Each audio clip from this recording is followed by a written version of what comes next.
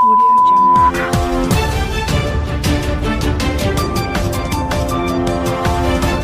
नमस्कार, ये रेडियो वर्षा है। अब आप पल्लव से वर्षा टाइम्स सुनिए।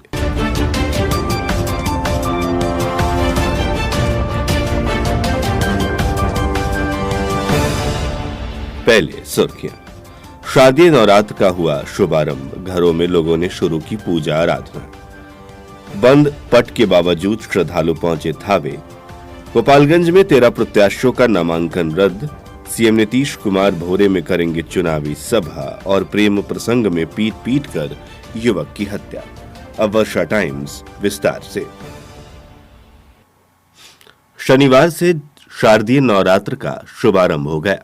शारदीय नवरात्र के शुभारंभ पर सभी घरों में पूजा अर्चना की गई तथा मां का स्वागत किया गया। इस बार कोविड-19 को देखते हुए सख्ती बरती जा रही है। तमाम दुर्गा मंदिरों में इस बार प्रतिबंध लगाए गए हैं। कई मंदिरों के पट भी बंद किए गए हैं। इसको देखते हुए लोगों ने घर में ही मां की आराधना और पूजा शुरू की। विधिवत मां की आराधना और पूजा कर मां शैलपुत्री का स्वागत किया गया। नवरात्रि की शुरुआत होते ही पूरे इलाके में भक्ति की धारा गूंज उठी। वहीं हमारे थावे संवाददाता गौतम कुमार ने जानकारी दी है कि ऐतिहासिक थावे दुर्गा मंदिर में शारदीय नवरात्र के पहले दिन आरती के बाद दुर्गा मंदिर का पट सरकारी आदेश के आलोक में बंद करा दिया गया। दुर्गा मंदिर को कोरोना वायरस को लेकर बिहार सरकार के गाइडलाइन के अनुसार शारदीय नवरात्र में बंद किया गया है, लेकिन शनिवार को सुबह से ही दुर्गा मां की पूजा अर्चना करने के लिए श्रद्धालुओं की काफी संख्या में भीड़ इकट्ठा हुई। पूजा अर्चना प्रवेश द्वार पर ही श्रद्धालु करते देखे गए। निकास द्वार से बाहर ही पूजा कर कई श्रद्धालु घर वापस लौट गए। वहीं पुजारियों द्वारा मंदिर परिसर में मां दुर्गा का पाठ पढ़ा जा रहा था। कोरोना महामारी को लेकर प्रशासनिक आदेश के तहत 17 अक्टूबर से 26 अक्टूबर तक मंदिर का पट बंद रखने का निर्देश दिया गया है।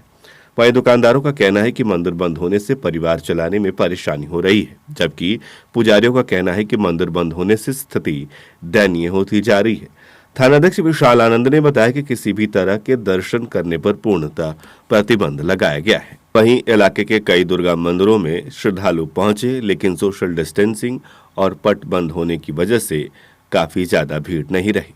अधिकतम श्रद्धालुओं ने अपने घरों में पूजा अर्चना की। शारदीय नवरात्र का ये पर्व 9 दिन मनाया जाता है। इसमें नवरात्रि की काफी महत्ता होती है। लोगों ने मां शैलपुत्री से वरदान मांगा।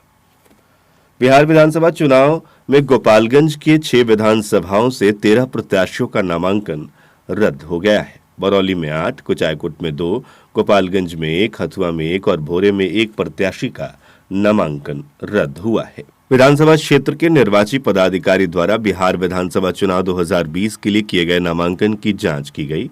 सज्जन आर, उप विकास आयुक्त गोपालगंज से निर्वाची पदाधिकारी बरौली के यहाँ कुल 28 नामांकन किए गए, जिसमें 20 का नामांकन वैध पाया गया तथा विजय प्रताप सिंह जन अधिकार पार्टी, जय नारायण प्रसाद यादव सब लोग पार्टी, हरीश शर्मा बहुजन मुक्ति पार्टी, मुकेश कुमार राय स्वतंत्र, योगेंद्र भगत जवान किसान मोर्चा, शिव कुमार पुलिस पार्टी, अनिल कुमार स्वतंत्र एवं प्रमोद कुमार स्वतंत्र का नामांकन रद्द कर दिया गया। वीरेंद्र प्रसाद अपर समर्था गोपालगंज से निर्वाची पदाधिकारी 102 कुचायकोट के यहाँ कुल 15 नामांकन किए गए, जिसमें 13 का नामांकन वैध पाया गया तथा नेपाल शाह स्वतंत्र और राकेश चौधरी का नामांकन रद्द कर दिया गया। उपेंद्र कुमार पाल अनुमंडल पदाधिकारी गोपालगंज सह निर्वाची पदाधिकारी 101 गोपालगंज के यहाँ कुल 24 नामांकन किए गए, जिसमें 23 का नामांकन वैध पाया गया तथा कमलेश प्रसाद जन संभावना पार्टी का नामांकन रद्द किया गया। वीरेंद्र कुमार भूमि सुधार उप समर्था गोपालगंज सह निर्वाची पदाधिकारी 99 बैकुंठपुर के यहाँ कुल 13 नामांकन किए गए, जिसमें 13 का नामांकन वैध पाया गया। अजय कुमार राय भूमि सुधार उप समर्था हथुआ से निर्वाची पदाधिकारी 103 भोरे के यहाँ कुल 13 नामांकन किए गए, जिसमें 12 वैध पाया गया। सुनैना देवी सुहैल भारतीय समाज पार्टी का नामांकन रद्द किया गया। अनिल कुमार रमन अनुमंडल पदाधिकारी हथुआ से निर्वाची पदाधिकारी 104 हथुआ के यहाँ कुल 17 नामांकन किए गए, जिसमें 16 नामांकन सही पाया गया तथा मनीष कुमार यादव पोलर्स पार्टी का नामांकन रद्द किया गया है। उधर नामांकन रद्द होने के बाद फूट फूट कर निर्दलीय प्रत्याशी रोने लगा।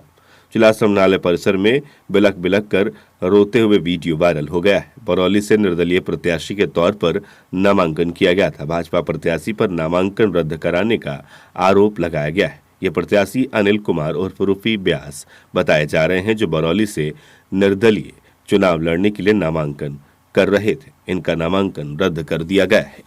नामांकन के बाद जिले में चुनावी सरगर्मियां बढ़ गई हैं। 19 अक्टूबर को गोपालगंज में सीएम नीतीश कुमार भोरे में चुनावी सभा को संबोधित करेंगे। पूर्व आईपीएस सुनील कुमार जदयू प्रत्याशी भोरे से बनाए गए। इनके समर्थन में सीएम नीतीश कुमार भोरे में जनसभा को संबोधित करेंगे तथा एनडीए के कार्यों पर प्रकाश डालेंगे। इसको लेकर प्रशासनिक गतिविधियां तेज कर दी गई हैं तथा तैयारियां भी की जा रही हैं। हमारे थावे संवाददाता गौतम कुमार ने जानकारी दी कि सारण शिक्षक निर्वाचन के लिए प्रखंड के 45 शिक्षक अपना मत का प्रयोग करेंगे। बीडब्ल्यू जितेंद्र कुमार ने बताया कि प्रखंड के शिक्षक निर्वाचन के लिए 45 शिक्षक 22 अक्टूबर को प्रखंड कार्यालय में अपना मतदान करेंगे, जिसमें 29 पुरुष शिक्षक और 16 महिला शिक्षक शामिल हैं। विधानसभा चुनाव को लेकर थावे थाना क्षेत्र अंतर्गत पड़ने वाले सभी सीमाओं पर सघन वाहन जांच अभियान चलाया जा रहा है। थानाध्यक्ष विशाल आनंद ने बताया कि गोपालगंज मीरगंज 531 पर उचका गांव की सीमा पर इटवा पुल से वाहन, जिले की सीमा पर फुलुगनी लोहारपट्टी और गोपालगंज बढ़रिया मुख्य मार्ग पर माजा थाना की सीमा पर मिरल्लीपुर, कबिलासपुर, केशवपुर और बंगरा में बैरियर लगाकर आने जाने वाले 4 पहिया और 2 पहिया वाहनों की सघन जांच की जा रही है। थाना क्षेत्र में कुल 8 जगहों पर बैरियर लगाकर वाहनों की जांच हो रही है, जिस पर मजिस्ट्रेट और पुलिस पदाधिकारियों की तैनाती की गई है। इस दौरान सभी गाड़ियों के कागजात, डिग्गी, शराब, हथियार व पैसे की सघन जांच हो रही है। थानाध्यक्ष ने आम जनता से अपील की है कि आदर्श आचार संहिता में बिना किसी कार्य के घर से बाहर नहीं निकले। अगर किसी कार्य से बाहर निकले तो गाड़ी का पूरा कागजात अपने पास रखें।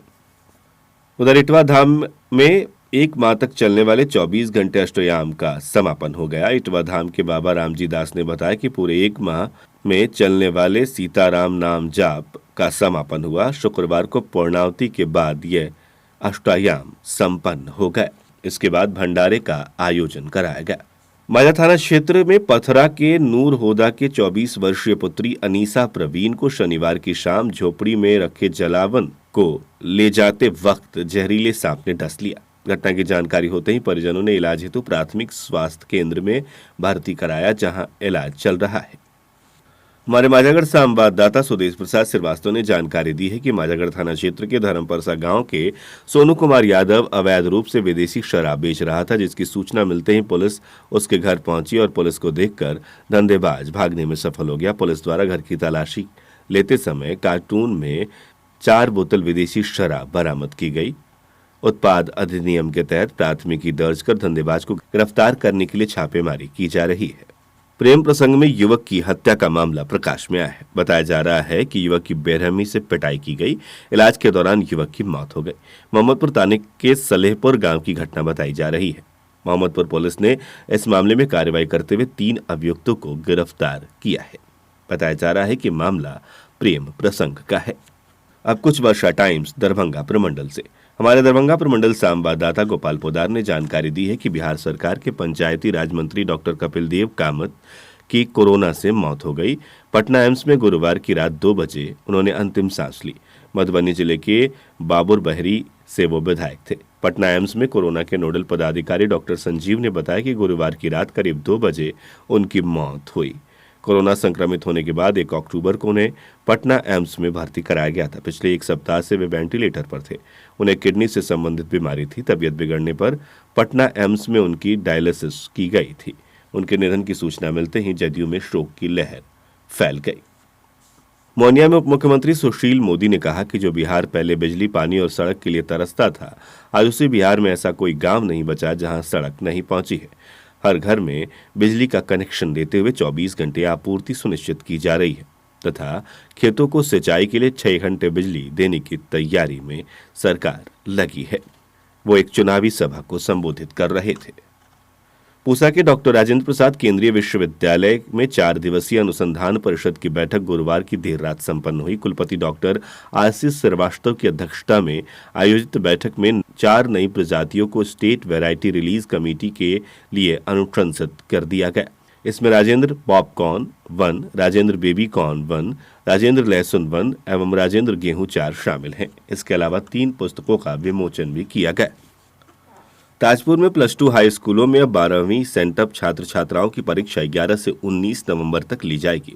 ताजपुर हाई स्कूल के एचएम अब्दुल बारी ने बताया कि बिहार विद्यालय परीक्षा समिति पटना के द्वारा उक्त आशय की निर्धारित परीक्षा तिथि जारी कर दी गई है। इससे पहले यह परीक्षा 14 अक्टूबर से होनी थी। स्कूल में बीते 14 अक्टूबर को विज्ञान संकाय के छात्र छात्राओं की भौतिकी, रसायन और गणित विषय की परीक्षा भी ले ली गई थी। इसके बाद आगे परीक्षा पर रोक लगा दी गई। माधोपुरा सांसद दिनेश चंद्र यादव के भतीजे बनाम इटहरी के प्रखंड प्रमुख आकांक्षा सुप्रिया के पति रंजन कुमार के शुक्रवार को संदिग्ध परिस्थिति में मौत हो गई। रंजन के सिर पर गोली लगी है। बन्ना गांव स्थित घर के कमरे में उसका शव बरामद किया गया। सूचना पर पहुंची एसडीपीओ मृदुला कुमारी ने घटनास्थल से एक राइफल तथा एक खोखा बरामद किया है। अब अंत में सुर्खियां एक बार फिर। शारदीय नवरात्रि का हुआ शुभारंभ। घरों में लोगों ने पूजा आराधना की शुरुआत। बंद पट के बावजूद श्रद्धालु पहुंचे थावे दुर्गा मंदिर। गोपालगंज में 13 प्रत्याशियों का नामांकन रद्द।